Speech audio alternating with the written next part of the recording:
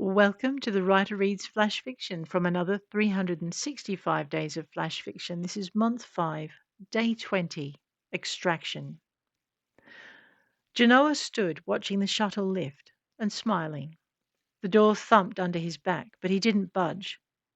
Can't shoot what you can't get a bead on, he gritted, trying not to think of what would happen when he couldn't hold the door any longer. He raised his hand, touching the edge of his forefinger to his brow in a regretful salute.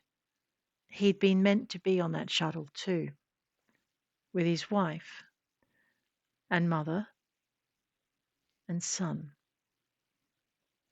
The door bounced again, and he gritted his teeth and pushed hard against it, tilting his head to watch the shuttle climb, refusing to relax until it was nothing more than a glimmer out of range of those who'd take it down. Sooner or later, one of the numbskulls behind the door was going to think to use their weapon on the door.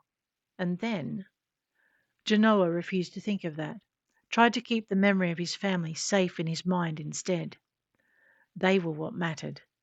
And if he had to die for something. The shuttle blinked out of sight, indiscernible from the myriad of stars above.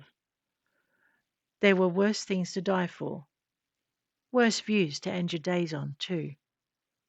The thumping stopped, replaced by angry voices. Genoa tried not to hear them, or the sound of the hand cannon powering up. He kept his eyes on the sky, the stars, the silver light obscured his vision, and the door vanished from his back. With nothing to hold him up, he ended up on his back, on the floor, blinking at a plain white ceiling, too soon obscured by the angry heart-shaped face and piercing blue eyes of his contact. "Agent Delight?" he croaked, getting his elbows under him and scooting back.